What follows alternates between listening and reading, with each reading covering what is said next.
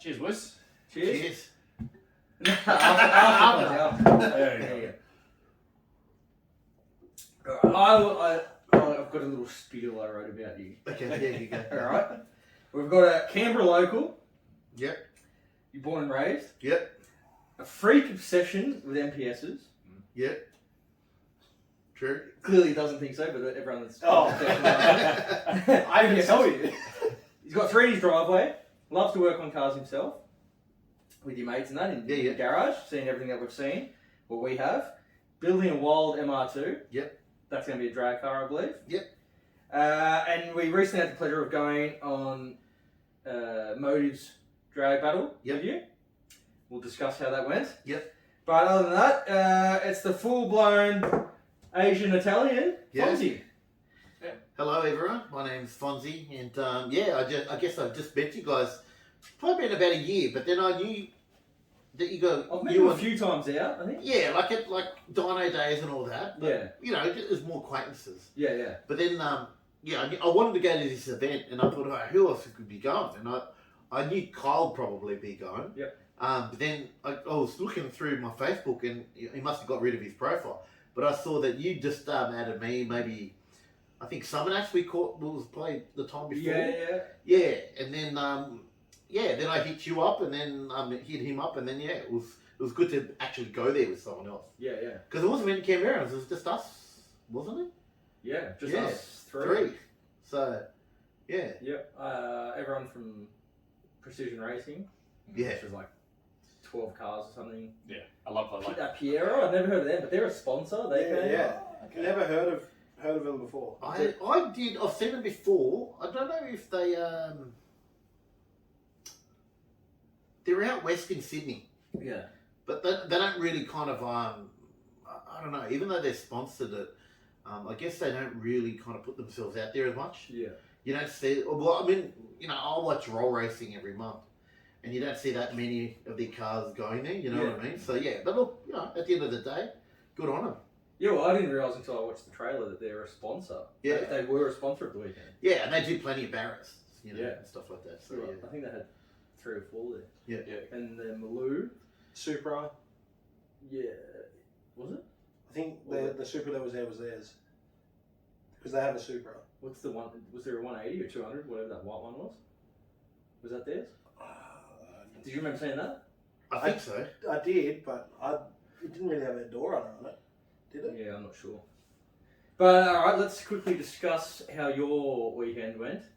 My weekend, I didn't go to plan, but look, you've got to be in it to have a go. Actually, let's explain to everyone what your MPS is. Oh, okay. My MPS is a 2005 Mazda 6 MPS. So it was only a short run from 2005 2007. They made them all drive.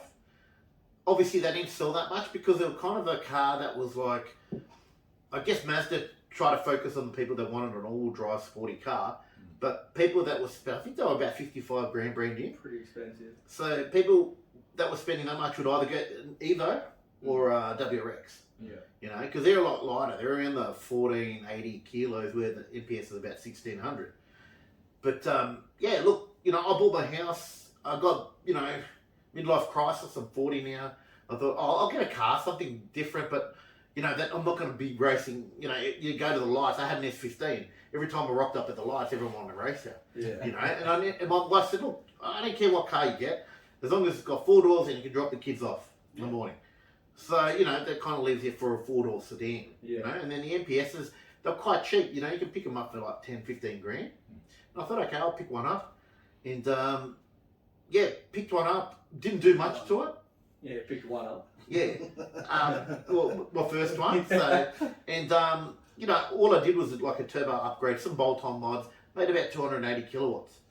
And then there was a guy in Queensland that was like, he had a few of them and like a few spare motors. And then he kind of said, well, look, I've got a spare motor. Why don't you buy the spare motor off me?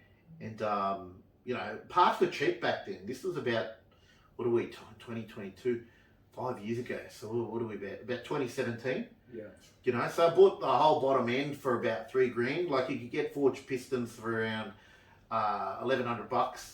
Yeah, Rods were about 1,000, so 2 grand there, bearings, and all that head studs. So, you know, it was still, parts wise, it was about $5,000. And then I had a mate that owned Belcon and engine rebuilders. So I took my stuff there to get machined through them. And, you know, I just learned how to, like, you know, I bought all the, you know, board scope dial gauges and micrometers to measure all the clearances. And I just built it myself, and you know, a good learning curve. That's so good. You know, it's like you're building a car here. This is not quite the same. Maybe after season 1 ends, we'll hopefully have that. I've done nothing to it since. Yeah. So yeah, look, I built my first engine, and it made about. Oh, look. Usually with the MPSs, why people don't do them up is because they've got direct injection. So the direct injectors, you can't just put in bigger ones. There's no drop-in replacements. So what you have to do is you have to run port injection over the top. So usually for that, you can either have 2 extra injectors before the throttle body, and then you use another controller called a split-second controller. That runs off your mass sensor, and through the voltages and all that, and the grams per second that it calculates for the fuel delivery, you blend that in with the port injection system. So that's how you normally like push a bit more power, because they run out of power. Look, on 98, most people can make up to like 300 kilowatts on the stop bottom end if it's a fresh motor. The issue is, you know, every engine has their little quirks and stuff. The Gen 1s and the CX7s that the first gen came out with, the VV. So it's the same motor that's in the CX7. Yeah. Yeah. Okay. So they've got an actuator, a variable cam inlet actuator. Yep. So you can advance it, and it lets it spool up the turbo up quicker, and it gives it a bit more low end to mid end torque. So the SRs have that as well, and I had an S15, and they had an issue where if you over advanced it or whatever, or like I don't know, there was just a design flaw with it that the actuator would just fail, and they'll start making a ticking noise. The actuators for the Mazdas would just get loose, and there's a little pin in it, and when they popped, it would totally fail, and then like you'd maybe skip a tooth and, you know, bend some valves. Would be completely. But usually what happens is they start to loosen off, and the chain will get loose. Is that kind of what happened on the weekend? It kind of did, yeah. So it was kind of a weird thing. So like I got in the car with Andrew and went through it, and he was surprised. He's never been in an MPS that made like 500 kilowatts. And then, you know... But hang on, you've made like 550, haven't you? Yeah, it's made up... No, well, look, it's made 525 on the Autotech dyno with the cob. Now I'm running a Motec, and we have run a bit more boosts. Haven't put it on the dyno yet, because I was going to put it on your workshop's dyno. But look, I knew pinging-wise, and like the tune was pretty good. It was good enough not to blow up. Yeah. Right? Like it wasn't a blow up. A spun bearing is usually because of, you know, lubrication to that bearing, you know, so I haven't pulled it down yet, but I still went hard, spent all day Saturday, up on the bottom end, redoing the timing, putting it back together just for one run. Did you have to redo the timing too? Look, we thought it was the timing, because remember we dropped the oil, there was no bearing material in the oil, we didn't set, only until we took the timing case off, and I saw one little speck of bearing material, just like like a sand particle. And I thought, look, I've already got the timing case off. It's not going to take me long to pull the sump. So I pulled off the sump, and then, you could see it was a spun bearing. Like this was in the pits at Cootamundra, like on the drag through pits at Cootamundra, just the car jacked up on some car stands. Yeah. I loved it. Yeah, I mean, look, everyone kept driving past going, what's going on here? And it didn't help. It didn't help that Dylan and I and Fonz is here going, descend it, which you shouldn't do when you just spun a bearing. Like, you got to clean it all out. But like, look, if you didn't offer to trailer the car home if I spun it again or something was to let go, I would have just driven it back, and you know, because there would have been no other way to get home. Yeah. And for me to like get someone from Canberra, you know, I don't like putting people out of their way, and it would have been $300-400 to do anyway, and I didn't want to just leave it anywhere in Cootamundra. Yeah. But look, you know, we got it up and running. Obviously, the other thing that we had issues with was the spill valve. So the spill valve controls the high pressure fuel pressure for the DI injectors. And you know, the thing that annoyed me, and it's kind of the Cuda curse. That's why they call it, I guess, when people just one thing leads to another. Yeah. We met up at Yass to come. Because you entered into the streetcar challenge. Yeah, the ultimate streetcar challenge. Because I thought it'd be pretty good. But as soon as we were about to take off, the car wouldn't idle. I was like, what's going on Is this here? in Yass? Yeah, in Yass. So everyone went to take off and they were meant to do drive-by shots. That's why, my car, I was kind of spewing because, it was a good convoy. It had all the Lambos and all the nice cars. And, I would have been with Kyle behind his Audi, But I missed that anyway because the spill valve started to play up. So for some reason, and because not many people have been running Motec on this platform, but when you run full E85, what it does is, because it's like an alcohol, I don't know if it gums up. When you pull it apart, it has this like kind of a powdery layer over the spill valve, and they start to jam up. And when they start to jam up, you've got to remove them. And a few people say you just drop them in Redline SI, which is like a fuel kind of dissolve. Yeah, it just cleans your fuel and all that. So I had spare ones, So what I did is, the good thing with Motec, because it can control port injection and direct injection, I put it on port injection. So I put it pretty much 90% port injection, 10%, direct injection. So I made it back to Cootamundra. So once I got there, I got my other one out that was clean, that I had cleaned previously, just in case this would happen. Put that in and started idling fine on just direct injection. Because I prefer to have it under boost, which is 3,000, 3,500, just to run on DI. Because it's technically the more fuel efficient. Yeah. But what we've noticed is when you run full E85 over about 2 to 3 months, it starts to play, the spill valve for the high pressure fuel pump starts to just play up, and just won't idle properly. Do you know what I mean? So is there a way around that by just we can go full port injection every couple of months put in 98? Yeah, is there an upgrade? I mean, I could. Or you upgrade the internals just for the pressure, but that I don't think still prevents it from starting to seize up and play up. So I think I've been using Newland ethanol stabilizer.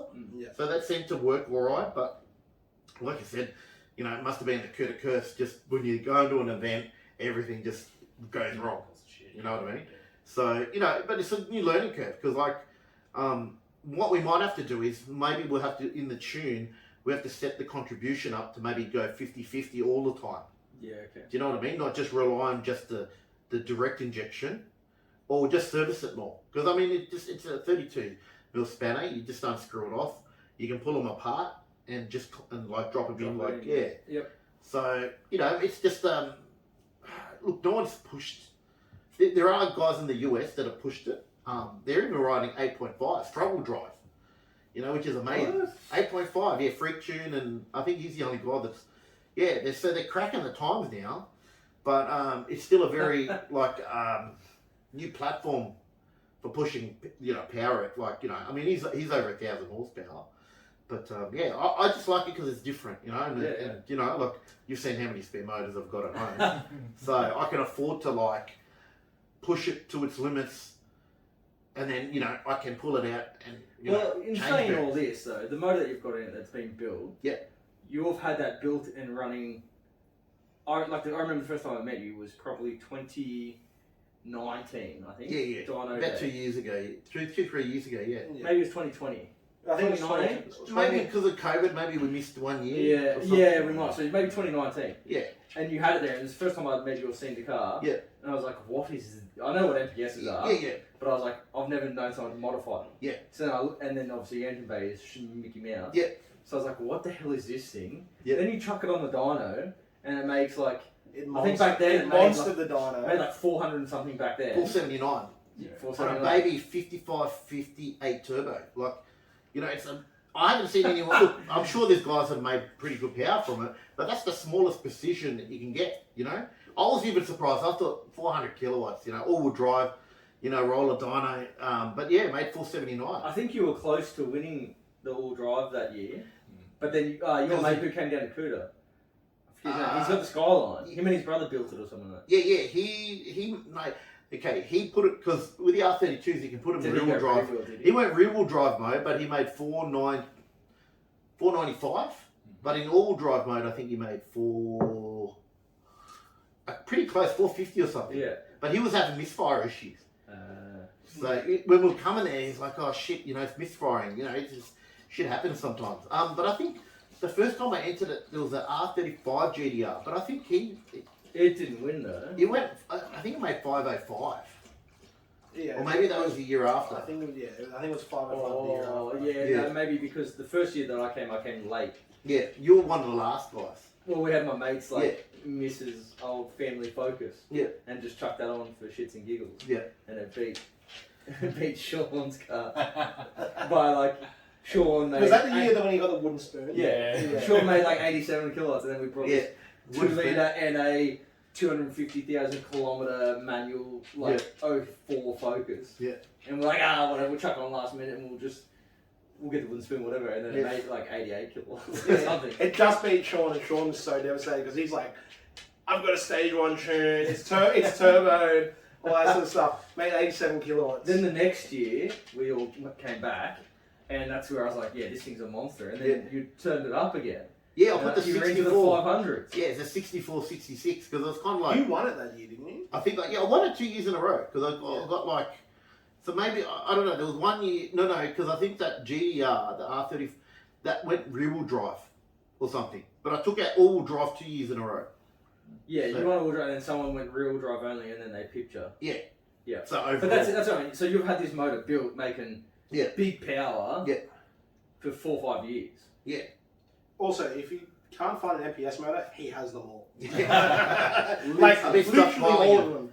Yeah, no, I've just got so actually over maybe the last 2 years, I've probably built about 16 motors. Holy shit. Because what happens to them, because they're direct injection, and because the injection is right in the head, the back of the valves don't get clean because port injection sprays are behind the valves. Yeah. So they start to blow smoke and they get a bit tired.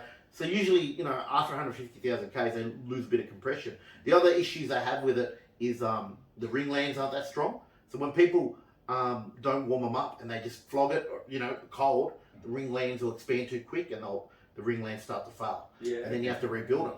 And I was just, I had a couple of mates that needed, after I built mine, word got around. Yeah, word got around, and I helped out a few of the other MPS admins. So I'm like an admin in MPS Owners Australia. Yeah, okay. And there's about maybe 5,000, actually maybe 6,000 members of it. So it's the biggest, I think, Facebook Australian page. Yeah. But then word gets around, and I started just doing it for fun. I would charge literally $500 just to if they'd send me their motor, I'd strip it down, I'd take it to the engine. Belconnen Engines, and they'll check everything for me. Yeah. And if it was good, then we would, sometimes if they spun a bearing, you'd have to put oversized bearings and whatnot, and the cost would go up. But parts were cheap back then, and I used to only charge $500. So the admins, I'd only charge $500 to put them together. But you kind of run a risk because you can build a motor, then you send it off to the people who are installing it. And if they're not a qualified mechanic or a tuner, they can install it. And if they don't do the break-in process properly, who are they going to put the finger? They're going to go to the person who assembled or built it. So kind of steered away. I'd only do it to people that I trusted and knew. And if they had a good mechanic, they would install it and break it in properly. And most of the people getting their stuff tuned, they do the E-tune, which is you do it, through the cob access port. Yeah. You're just reflashing it. But now with Motec, you can get a full standalone ECU and properly tune it. Is this a similar motor to the Ford Focus? Yeah. So basically, the Ford Focus is a newer motor. They're slightly better because they can advance the inlet and the exhaust. The ports are slightly bigger. What else? The only disadvantage, I had an issue with the head gaskets or something, but I think they fixed that. After 2016 or something. So if it's essentially the same motor, can you use can you advance, take the advancement side of things from it and put it on your car, from inlet and exhaust? Or anything's doable. I'm pretty sure the heads will bolt straight on. I think some of the coolant passages are slightly different, but then it's the ECU, maybe Motec should be able to control it because it's more advanced. But you would need someone to maybe because the high pressure fuel pump actually puts that up to almost 2800 psi, where the Mazdas they're only about 1800. Yeah. So they've got a 3-lobe. They run off the inlet cam, and it's only 3-lobe. What I've noticed with the Ford Focus is they've got a 4-lobe thing that compresses. That's used in the high pressure fuel pump. Yeah, right. So there's slight differences. You can make it work, but by the time the time and trouble for you're already making if you're already making that power, why like if you're really bored, maybe, but like Why doesn't Jacob get you to build his motor? no. He probably will. He just needs to know what he needs to buy. I'm more than happy to help him assemble things. And I guess the other thing, when I was building those motors, every motor I built, and I checked the clearances, I'd always show them. I'd go, okay, here's your motor, here's your pistons. I'd weigh them, to make sure that they were all within 1 gram. And I'd take pictures and I'd send it to them that day. So people knew what I was doing. So when you go to any workshop, you don't know what they're doing. They could use used parts. Like I know places in Canberra that was using used parts and so forth. But I would take pictures of that day. That off you who later on. So you'd use plastic gauge. Like I'd still like to use the micrometer and measure the bearings. But plastic gauge is easy because it's like a bit of like wax. You put over the bearings and then you torque it up to spec. Untorque it, remove it, and then whatever it squashes down to shows you what the clearances are.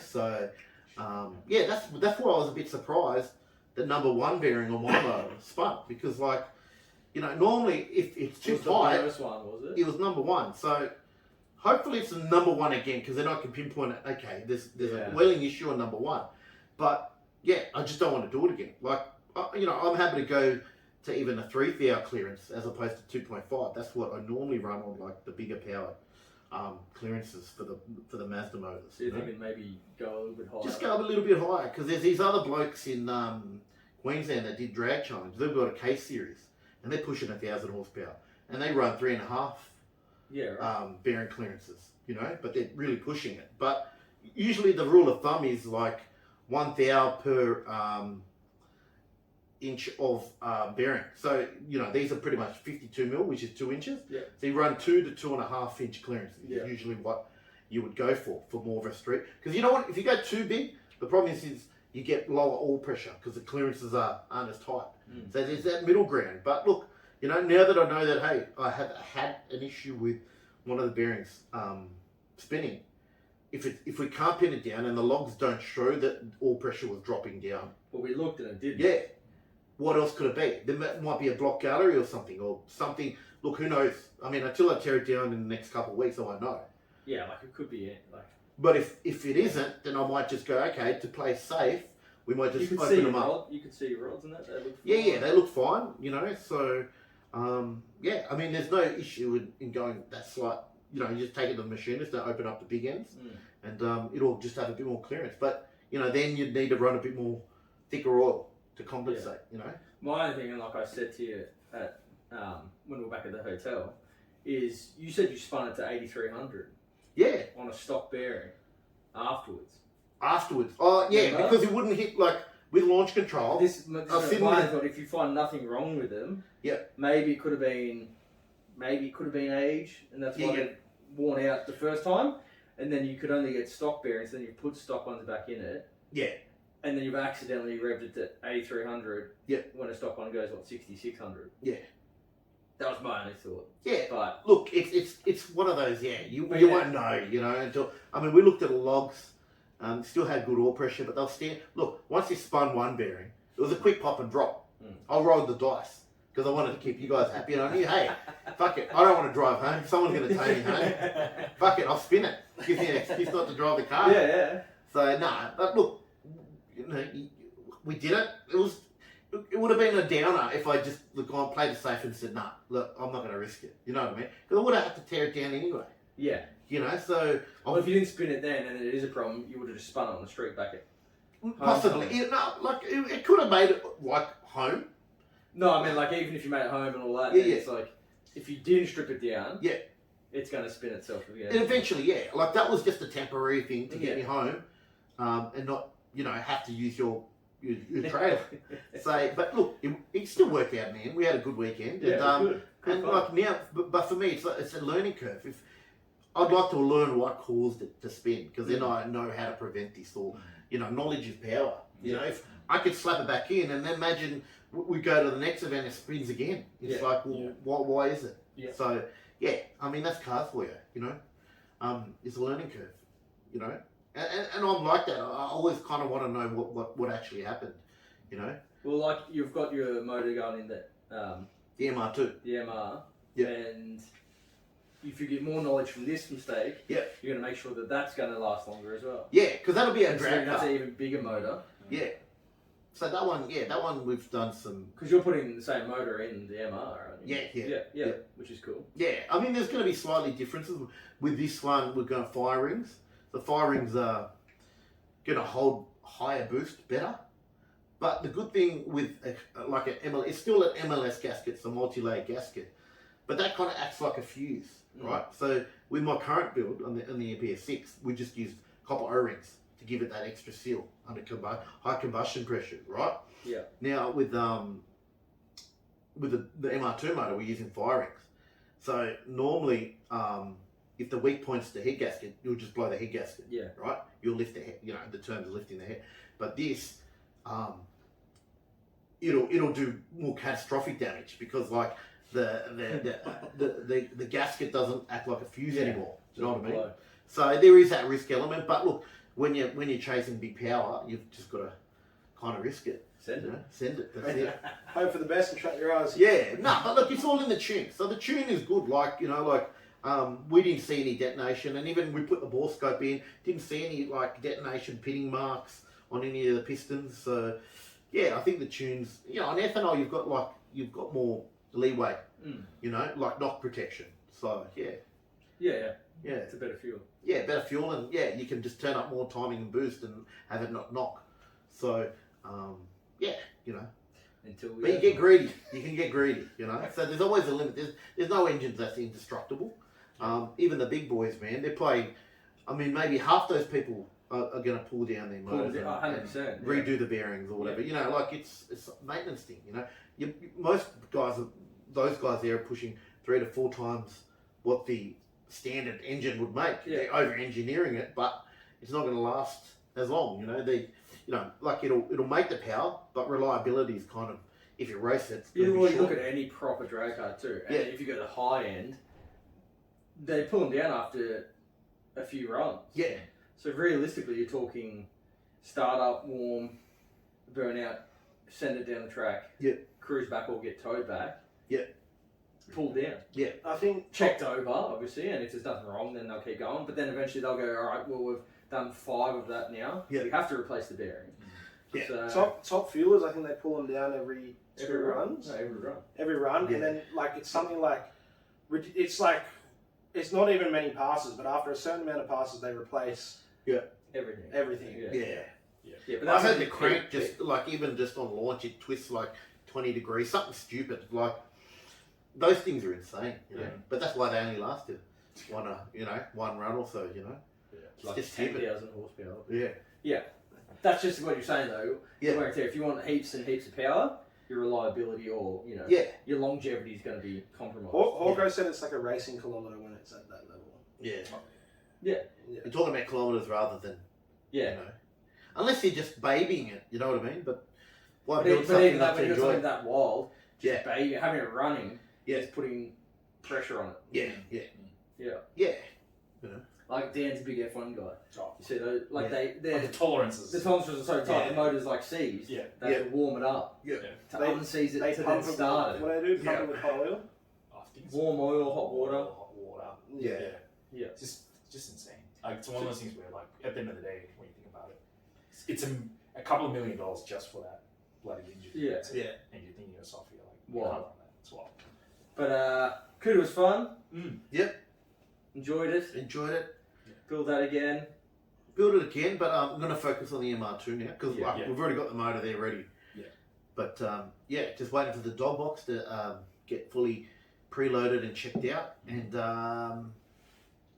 cars at the spray painters, and then we'll just start tuning it. We'll try to break it in on the dyno, and then yeah, you know, Just call me. Put it on. yeah, you know, we're happy to bring it over. For the big power runs, I'll probably put on a hub dyno. Yeah. So there's not how many guys have got hub dynos in Canberra? I mean, I know ESP does. ESP, Perfection, Gentech does. Gentech Because does. we only have to worry about rear wheel drive. So Who else? Is Petros buying a dyno? he's meant to. He's meant to be buying a dyno, but yeah. Look, when we turn it up, it'll definitely be on a. Is Northside hub dyno. they've got a dyno now? Yeah, Is yeah, it a yeah. roller? Is it a roller? Yeah. No. IPM have our old one. Yeah. Yeah, I don't know. I remember, were you there when I went on there? I didn't break the dyno, but everyone laughed. I went to do my power run, Was and it then when the dyno was in the corner? Oh, which dyno are we talking about? Ultimate Chins. Yeah, the old one. Yeah, the old one. And then they had to reschedule it 2 weeks after.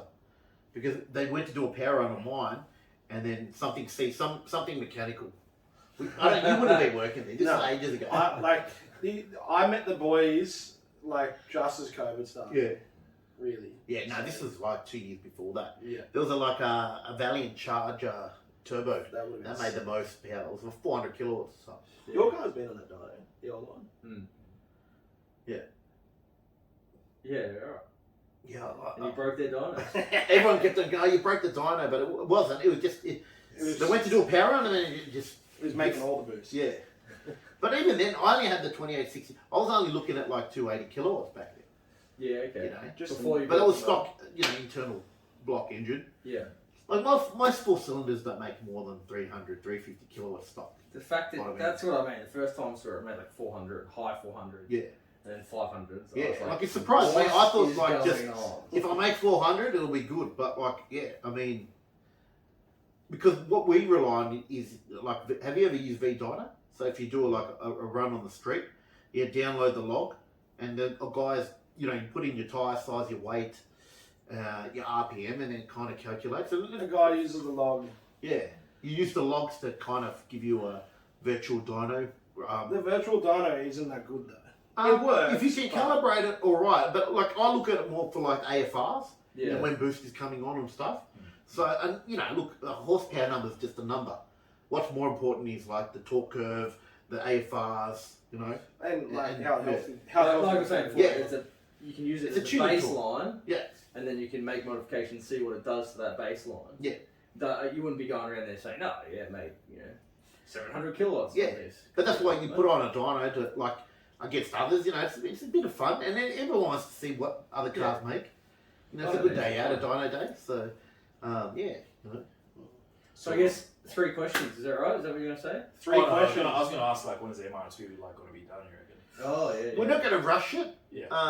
But like. It'll be done before you buy a car. He's not getting a car. I know. He's I know. not. He keeps saying he's going to buy a car, and he hasn't done it yet. He's the worst. Look, I reckon. Fonz has got too many cars. Yeah, I've got too many. Okay. Oh, an NPS or Fonz. I've got one. Be different. Be NPS crew. Yeah. He's got Basically, one for sale. What's wrong with Okay, okay, no, he's got one for sale. What's his doesn't he? excuse for I've not got- buying it? Why What's your are you not excuse? buying a car? What's your excuse for not buying it? Manual, 6-speed manual. The like- boxes are strong. We can talk. Yeah, we can talk. Oh, yeah. Yeah, don't give away your secrets. Yeah. Alright, so we're going to put you on the spot here. Yeah. No, what are the other 3 questions? You can't just skip to that question. What We question?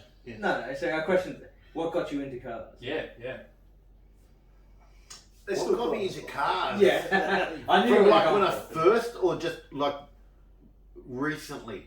No. Okay, Like, so what started in the beginning? Yeah. Okay, so it started in the beginning. There was a Greek guy. He was 5 years older than me. I didn't have my license, but he had his Valiant, and it was an old school Hemi 265. Yeah. So they used to do a trick where they used the 265 bottom end, which is 4.3 litres, Yeah. but the 245 head to Yeah, right. up the compression.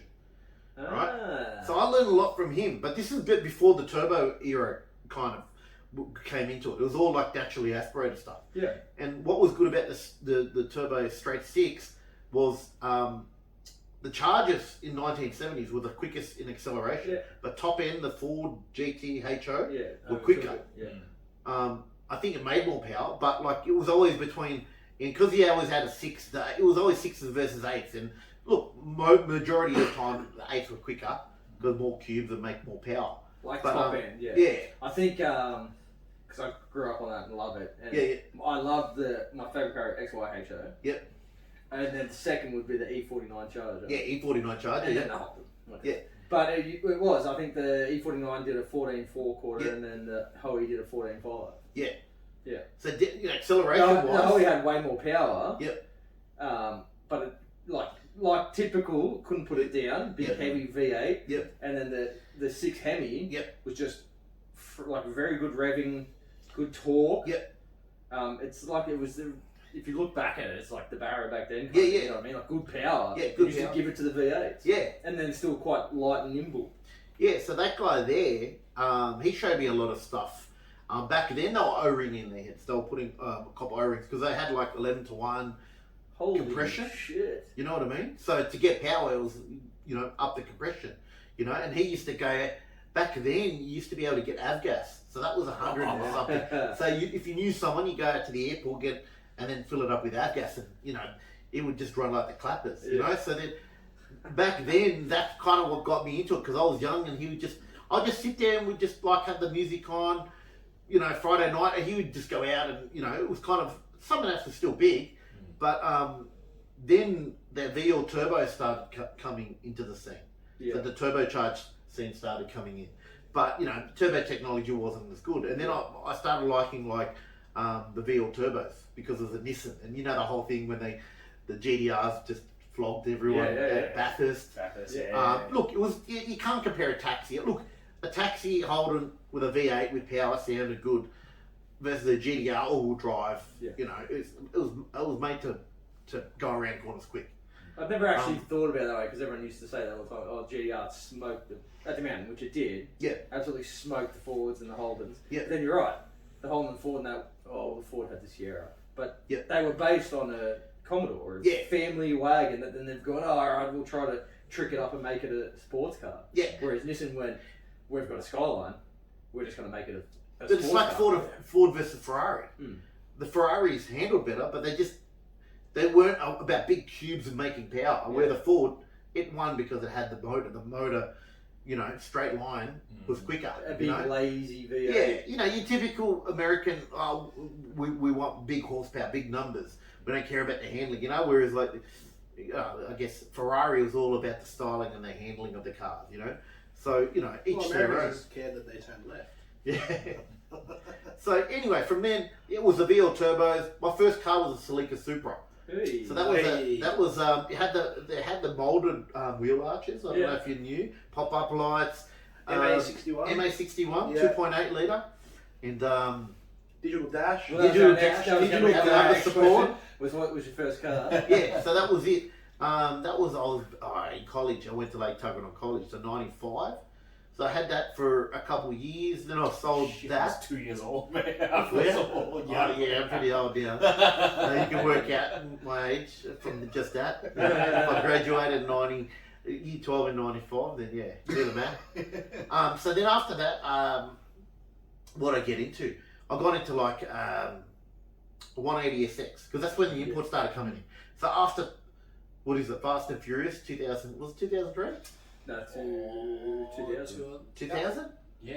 Yeah, I was. When that came out, I was 2. Google it. Was it 2001, I think? Yeah. I was 2 or 3. Yeah.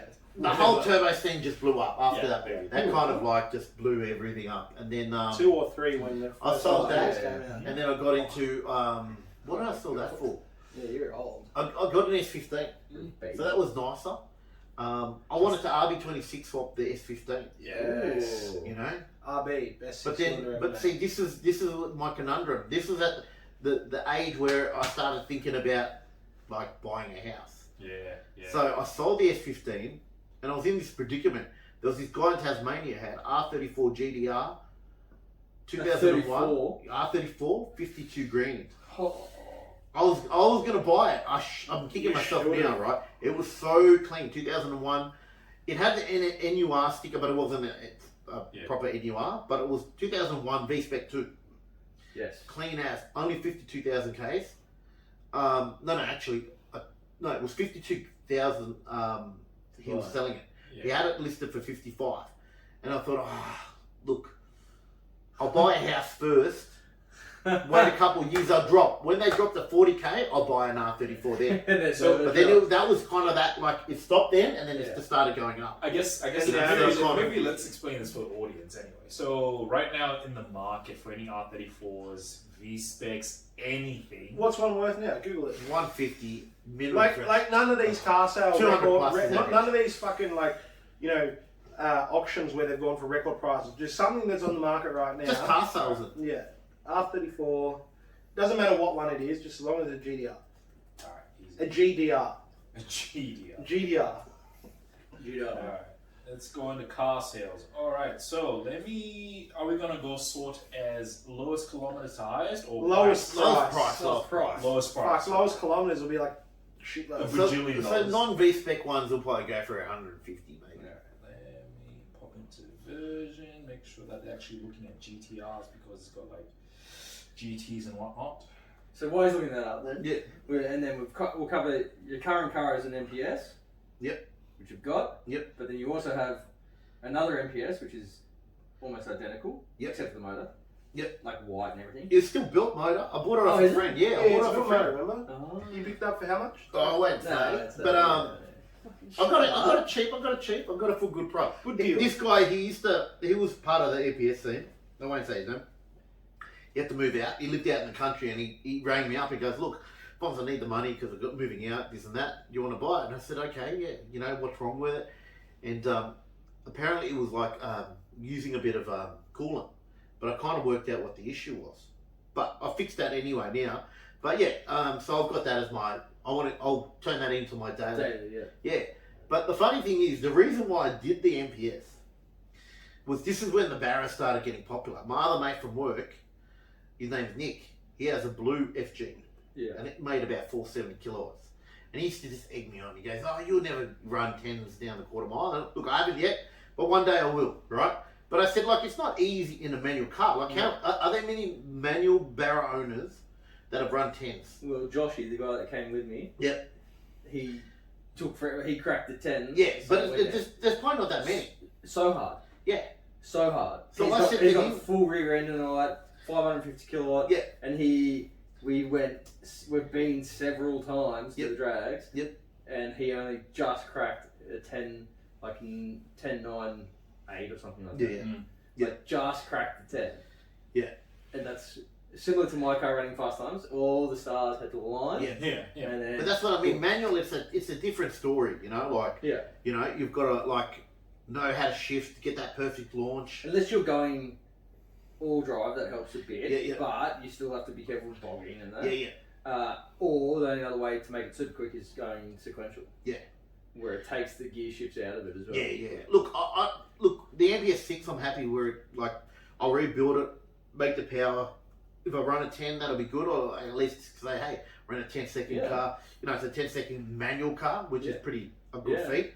And I'll just keep it as a good streeter. Yeah. You know, once you go to that next level, you got to put a dog box. You know, I'd rather put the money and have fun in the MR2 because the MR2 is 1100 kilo. 500 kilos, I'd have to fully gut the MPS 6. Yeah. Get rid of the all-wheel drive system to even match its power to weight ratio. Yeah. And the quickest rear-wheel drive cars at Cootamundra is a MR2 OTM. I think he's 8.7. Yeah. You know, the second quickest is that LS twin turbo RX-7. I think is the second. I don't know. Yeah. When they release the new rear-wheel drive thing, they'll let you know. they'll But I know MR2 is definitely up there. Yeah. So that's why, you know, and my That, friend... like, Cooter's very much like the street, I believe, in my mind. Yeah, it's no prep. If you can run... Proper no prep. If you can go to Sydney and run a 10 in the MPS, you're not going to be that much slower, I feel, because it's all drive, than on the street. And to run like a 10 or a low 11 on the street is quick. Yeah. Well, it's also like Kyle, right? That thing is so consistent. Yep. But the only thing is, his first run of the day on the Friday, no, that was it. That was his quickest time. Oh, was it? First run, and then the rest of it, just 10-0s, 10-0s, 10-0s, 10-1s, 10-0s, yeah. Really? Yeah, it's consistent. I thought he ran It's nine. consistent. but it's consistently getting slower. Is that what you're saying? Well, I think Like not as fast. Because Like, sometimes your first glory run's always good. the first So heat soaked. literally, he didn't check tire pressures, nothing. Yeah. Like the tire pressures were all whack. Yeah. And then he's like, "Oh, I better start checking tire pressures." He's like, "Oh, these two tires are like real out of whack." Blah blah blah. Yeah. And then he ran slower. He ran slower times, but the other thing as well is, But I'd rather consistent than be really one mad run and then just all it over. was consistent, like 9-9, 10-0. If you had dial your 10-0. own, he'd be. He'd be on the money. Yeah. And like, the thing is, like his first run, it was colder, all that sort of stuff. Yep. His car wouldn't have been as warm. His transmission wouldn't have been as warm. Yep. Throughout the day, the car just heat soaks. Yeah. Yeah, but what happened Saturday? Saturday's just Saturday. Anyway, it's just drag racing. It's just Price. So, price. R34 GTR, 1999 with 75,000 kilometers, manual. This is the cheapest one on the market. Cheapest one on the market, $185,000. Yeah. 185. Yeah. Yeah. So it's like, why? But look, I don't kick myself because I got into the house market early. Yeah. Do you know what I mean?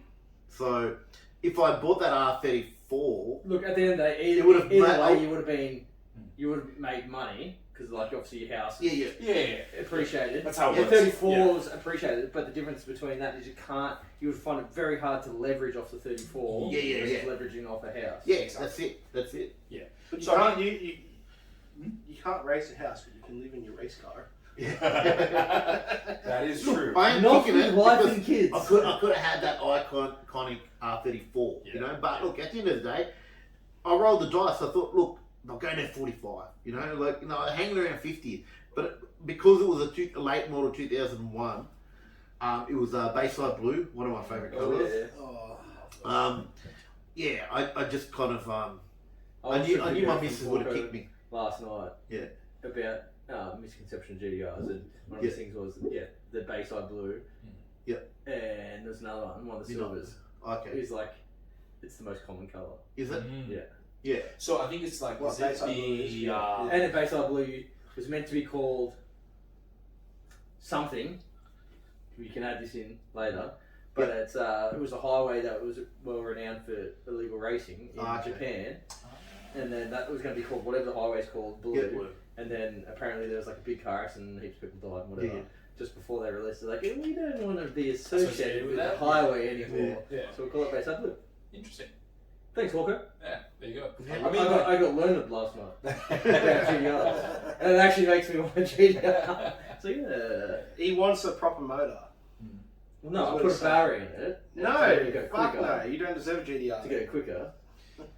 No, but it's one of those things where, like, I still have R34. It's probably like my I'd go a 34 Yeah, over yeah. 32. over Yeah. any other GTR. See, the way it go for me, R32, R34, R33. Yeah, but basic bitches would say that too. The 32, if you Be want to original and go 33. if you want to go fast, you go to 32. It's the lightest of all of them. Yeah, if you want to go fast, it's probably the better platform. Only because of the weight. You know, the 34 is about 15. What did that 34 on the weekend run though? Yeah, That was quick as quick. well. you just have to put a bit more power. But I've on never the seen same it. I've thing, never so seen a 200 34. kilos. I've never seen a 34 go faster than a 32. The reason is Like, you look at- you look at but the John reason Tootle, is it's fastest so straight expensive up middle. front now. You don't want to full turn it into a race car. Everyone A lot that's of done those- that, I feel, have owned the car for so long. Yeah. If it's like one that you bought as a wreck, Yeah. who cares? But if you want to keep the value of the R34, you just do light mods. The 32, no one cares if you fully go. Well, to true. town. Like my mate had it was completely stock 32 GDR Yeah. that he bought from Perth, and he got it shipped over to him. I think he paid like 70k for 80k. Yeah. It was like 2 years ago. Yep. And then he sold it. He put an exhaust on it because the exhaust was rusted. Yeah. Did a couple other. I think he was that or the VL, where he cut the hole, put it in a cooler, but he kept the cutout so you could always weld it back in if you wanted. Yeah. Might have been the VL because he had a stock stand VL turbo Calais as well. Yeah. Maybe it was that. Oh, Calais. Anyway, so sexy. It was like stock anyway. He did all that, but he sold that, and I think he sold it for like 75, 80k. Yeah. For a GDR. Yeah. So you definitely buy that. Yeah. A lot cheaper, but do you know why as well? This is again thanks to Hawko. Yeah. The GDR sold like 30,000 32s. Yeah. GDRs, and then the 33 was like 10, and then the 34 was like 10. Yeah. So a lot less actual GDRs were sold in the 33s and the 34s. Yeah. Versus Like, the 32. There's for me- so many 32s sold around the world. Yeah. But I mean, like for me, like I must say, like there's one from when it comes to GDRs in Europe. I've always been a big fan of like, you know, your properly built up Bayside Blue, not too molested anyway. But there's Allmade who's out in Sydney. I think his number plate is like King JDM, KNG JDM. Okay. He's got like what's that purple? Midnight Purple. Midnight Purple, yeah. GTR. He put a lot of money into. Is it which Midnight Purple is it? 1, 2, or 3? Because Midnight Purple 3 is like the best colour a car could ever come in. I did not know they had 1, 2, and 3. Well, like midnight, the one that came in the 33s is more of a plum colour. When It's, it more hits of the a- it's home. number 1, I think. And the 34 had 2 and 3. So 3 is the best. 3 is the best. It has it's. If you search it up now, we'll put it on the screen. Yeah. Yeah. Like it's Yeah, a sexy colour. So again, thanks to Hawko, do you know what he said? Where everyone's like, the 34 in the Midnight Purple, everyone was talking about the rarest cars and all Yeah. this. He said there's actually less base model GDRs Yep. than there was spec'd up ones. So if someone goes, oh, this has got, I don't know what specs they come with, but this colour and that, and it was spec'd up this way and Yeah. spec'd up. Yeah. It's got all the specs. It's like, yeah, you and 40, common. you and 40% of the other people got the same specs. Yeah, yeah. Whereas, so a lot less people just bought it and kept it, and bought it the base model, Yeah, which yeah. I found funny. I guess like it's one of those things where nowadays I think we've kind of transitioned back into special specs. So for example, like I remember like in the 80s and 90s, you had a lot of people who were specking their like let's say Porsches, BMWs with these cool colors, cool like interiors, and then Well, all of a sex sudden they spec, you mean stopped. the sex spec era? Well, yeah, pretty That would much. have been your It time. was auto salon. Yeah, look, auto salon was all about the chromiest wheels, the Did biggest. you ever do anything like that? biggest stereo. No, look, I mean, the closest car that I had that was sex spec was the S15, and it had 20s on it. Ah. Chromies? It weren't chromies; they were like kind of machine finish. Oh, yeah. Ah, yeah. But yeah, I mean, I was kind of more performance. You know, I only had what is it, a Greddy turbo, made 250 kilowatts or whatever. I But like back that, then, yeah. 498 was a lot of power. That's a lot. When E85 came, that changed the game. That's Yeah. when you see all these big powered cars because, you know, back then you push on 98, you push a bit of timing and boost, and you start knocking. Mm. Do you know what I mean? Well, Now with E85, you can go past the MBT threshold where it won't knock. Yep. You Well, know? the other thing is, like, a lot of people, like, they did the boost T thing. Like, Yeah. you like, Block off your boost. Yeah. and then also, they had boost restrictors in them. So Yeah. there was little brass Yeah, thing yeah, in the boosting, yeah. and people pull it out. So it'd be like 0.7 of a bar. Mm. You take that out, and it'd be like 1 bar of boost. Yeah. Mm. Yeah, it's just a cheap way of bonding cars. But now, like, technology is getting better. Yeah. Like the MR2 is going to have an E-gate, so no Oh, yeah, springs. yeah, It's just going to be it's just working off the worm drive. Are So, they better than having like CO on a normal spring? To a degree, because CO is there to help when you want to go for high boost. But we don't know what. Look, this turbo is rated for 1,000 horsepower. Mhm. But to push it through a 2.3 litre, we'll probably have to push 50, 55 pounds. Are you going to put a wet shot on it?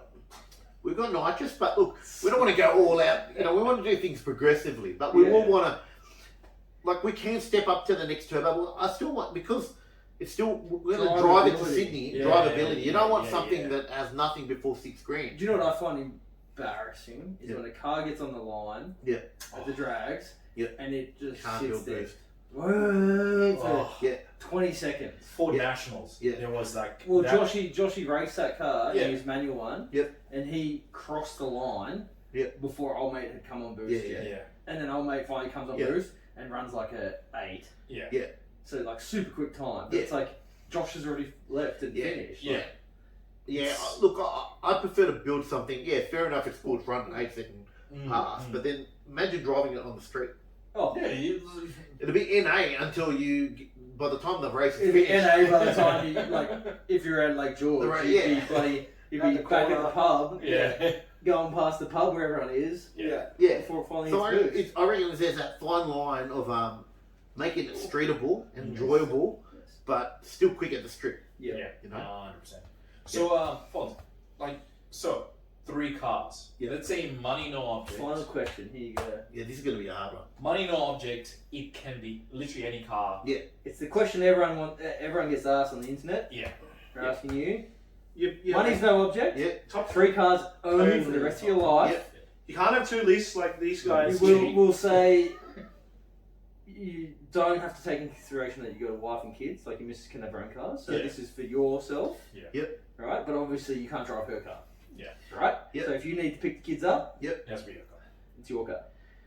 It'll be maybe one of those track hawks, Ooh, yeah. you know, Yeah. because I can still pick them up and, you know, tow cars. And, Sounds you know, good. sounds goes good. hard. Yeah, it goes good. 707 horsepower. Yeah, it'd probably be one of them as like my practical car. Yep.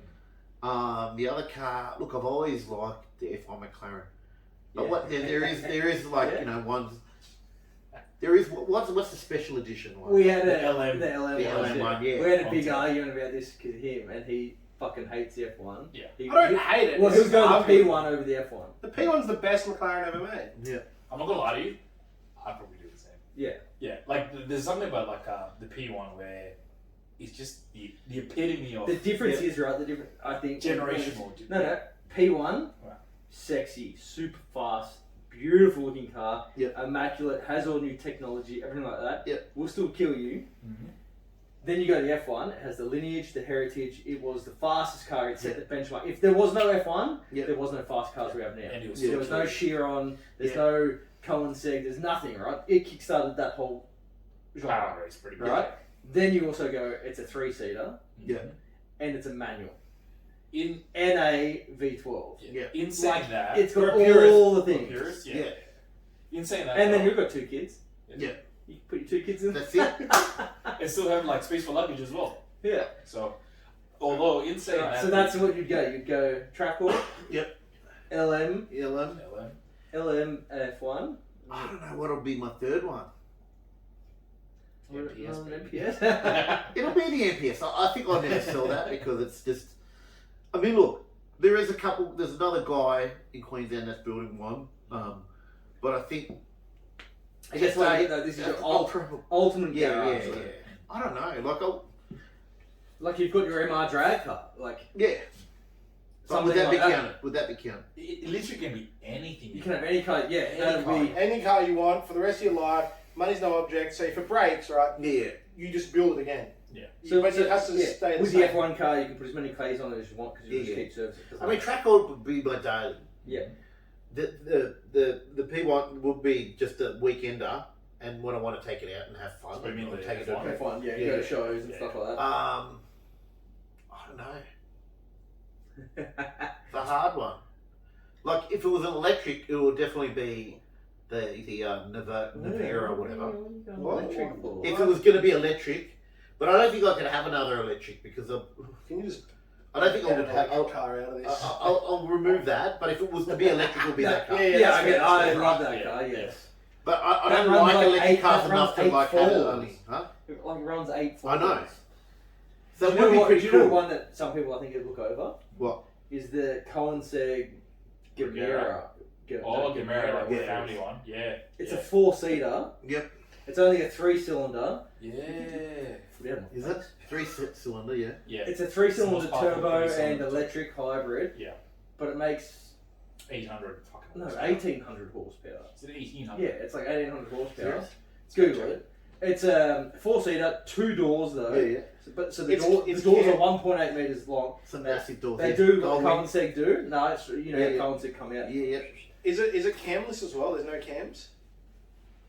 Jesus Christ. Yeah, it might be. Yeah. There's no cans. No cams. Yeah, so like, you it's use almost this- like a 2-stroke. Yeah, so 2 Two-stroke liter or like almost. diesels. twin turbo inline 3, 1,268 kilowatts. Yeah, So it's kills. 1,700 horsepower. Alright, I'll get that one. But that's so With that's 3 I'll electric. get Show that. me- show So me that's the just photos totally now. different from We'll, like anything we'll else. put it up. but look at the photos. Actually, let me see. How many are they going to make? Like 50 or are Oh, I they don't limited? know. Doesn't matter. You'll Have have they been one. released? That's it. Yeah. That's It's actually It's a- that's yeah. pretty It's a sexy. full-on That's very 4-seater. It's Like kind of Ferrari-esque, yeah, but I love it. You know why? Because it literally all four of us right now Yeah, could go but jump that's in what I'm that saying. and go through a cruise. Yeah. You sold 1,700 You horsepower. sold me. You sold. So then, will you take the track walk away and put something else in? Or But go no, track walk? but the No, no. track walk's for towing them. That gives Yeah. you the option Yeah. to tow. I don't know if you can tow with a Gamera. Christian von Koenigsegg, What are you going to Can tow? you tow What do you need to with tow? the What's he Gamera? need to tow? a boat. No, but for your practical, If you've got for 1,700 three horsepower, cars of for course the you end of can your tow. life, Yeah. it'll probably be those three. No. What True. are we going to ask everyone around We've here? already done it. Okay, We've already- you've like already done it. we You'll have to watch I'll have the to watch the episode first- that we're yeah. releasing tonight. Before we stop Oh, it, yeah. So thanks again, Fonz. I guess like, share, subscribe if you guys like this kind of stuff, and Yes, we'll yes. probably get into more of this stuff anyway. But we've kind of locked in like pretty much a knockdown rebuild engine episode for I guess the future, which is pretty good. And yeah, I guess my name's Dan. We got Harrison, we've got Dylan, and Fonz, the bloody legend. We'll see you, I guess, on the next one, right? On the sign off. On the sign off. Full name?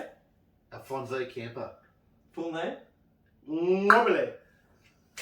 Is it with a clip? It actually is. Yeah. Everyone else missed If that. you can say it in the, I How are they guess- going to say it? Yeah, they If can you can walk. spell his name properly, you get a free that's true. shirt. Get a free shirt. Oh, that's a lot The of free first, shirts. the first person. No I one's brought- going to know how to spell it. All right, Really? the first person to spell his name properly gets a free shirt. Yeah, done. That's actually pretty What were smart. you saying? No, the first time I heard of like the click was Russell Peters. Yes. Yeah. Fucking name famous. All But right, hang on. But We no need- one ever explained it until I Is saw this that. recording? it's still Right, recording. we need to get a quick thumbnail. Oh shit. Yeah, Oh, we'll well. just sit We'll just down. get a photo. No, we get a photo. Anyway, Yeah. peace out. Catch up. Stand,